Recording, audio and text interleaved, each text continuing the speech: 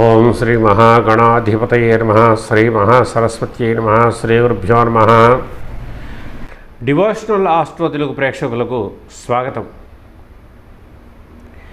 మనము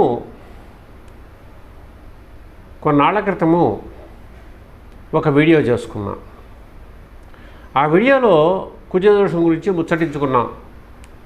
కుజదోషము ఎవరికి ఉంటుంది, ఎవరికి ఉండదు, ఏ లగ్నాల వాళ్ళకు ఉంటుంది, ఏ లగ్నాల వాళ్ళకు ఉండదు అని దీనికి సంబంధించిన వివరాలు తెలుసుకున్నాం. కావాలంటే మీరు నా వీడియోల్లో ఇంతమంది వీడియోల దగ్గరికి వెళ్ళి చూడవచ్చు. నా వీడియోలు మీకు నోటిఫికేషన్స్ రూపంలో రావాలి అంటే నా ఛానల్ సబ్స్క్రైబ్ చేసుకోండి, లైక్ చేయండి. అదేవిధంగా నా వీడియోలు షేర్ చేయండి. అందరికీ కూడా కొన్ని ముఖ్య విషయాలు తెలుస్తూ ఉంటాయి. తద్వారా నేను చెప్పే జ్యోతిష విషయాలు కావచ్చు, డివోర్స్లో సంబంధించిన విషయాలు కావచ్చు, ఇవన్నీ కూడా. సరే, ముఖ్యంగా ఈరోజు మనం చెప్పుకునే విషయం ఏమిటయ్యా అంటే కుజదోషము ఏ విధంగా పనిచేస్తుంది అంటే, కుజదోషం అంటే మనం ఇంతకుముందు చెప్పుకున్నాం కదా, లగ్నం నుంచి 1, 4, 7, 8 ఇంకా కొంతమంది 12 కూడా చెప్తూ ఉంటారు. 1, 4, 7, 8 స్థానాల్లో కనుక కుజుడు ఉంటే కుజదోషం ఆపాదించబడుతుంది. మనం ఇంతకుముందు చర్చించుకున్నాం ఈ దోషానికి ఎక్సెప్షన్స్ ఏమిటి, ఏ లగ్నాలు వాళ్ళకి కుజదోషం ఉండదని. అది ఒకసారి చూడండి మీరు.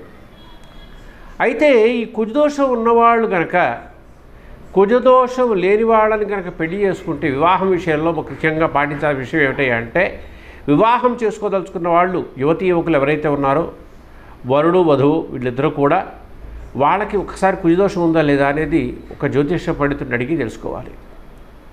ఎందుకంటే కుజదోషం ఉన్న ఒక మనిషి అంటే ఒక పురుషుడు కుజదోషం లేని స్త్రీని వివాహం చేసుకుంటే కనుక ఈ యొక్క పురుషుడి యొక్క దోషం ఏదైతే ఉందో అది స్త్రీకి ఆపాదించబడి ఆ స్త్రీకి ఇబ్బంది పెడుతుంది. ఒక్కోసారి ప్రాణ నష్టం కూడా జరిగే అవకాశం కనబడుతుంది. లేదా వాళ్ళ కుటుంబంలో ఆర్థిక ఇబ్బందులు, ఉద్యోగ సమస్యలు, సంతాన సమస్యలు కలిగే అవకాశం కనబడుతుంది. ఇంకో రకంగా చెప్పాలి అంటే, ఒక వధువు పెళ్లి కావాల్సిన అమ్మాయి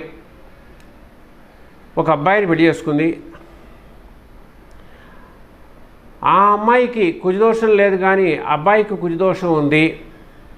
అటువంటప్పుడు కూడా అమ్మాయికి కుజదోషం లేదు కానీ అబ్బాయికి కుజదోషం ఉంది కాబట్టి అబ్బాయికి ఉన్న కుజదోషం ఈ అమ్మాయికి ఆపాదించబడి అమ్మాయికి నష్టం కలిగిస్తుంది.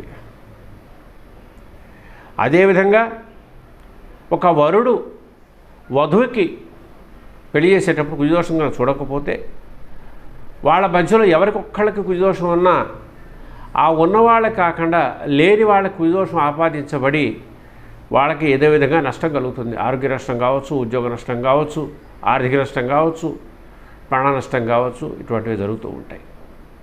కాబట్టి గమనించాల్సిన విషయం ఏమిటయ్యా అంటే, వివాహ విషయంలో ముఖ్యంగా కుజదోషం ఇద్దరికీ ఉందా లేదా అనేది రూఢి చేసుకున్న తర్వాతే జాతక మంత్రంకు వెళ్ళాలి. ముఖ్యంగా జాతక మంత్రంలో చూడాల్సిన విషయాలన్నీ కూడా ఇవే. జాతక మంత్రంలో కుజదోషం ఉందా లేదా అనేది చూసుకోవాలి. ఇంకా ఇతరత్ర విషయాలు చాలా ఉన్నాయి. ఇంకొక వీడియోలో జాతక మంత్రంలో ఏమేమి చూడాలి ముఖ్యమైన విషయాలన్నీ కూడా నేను చెప్తాను. అందరూ కూడా నా వీడియోల్ని లైక్ చేయండి, నా ఛానల్ సబ్స్క్రైబ్ చేసుకోండి, ఈ వీడియోల్ని షేర్ చేస్తూ ఉండండి. అందరికీ కూడా మంచి విషయాలు తెలుస్తూ ఉంటాయి. స్వస్తి.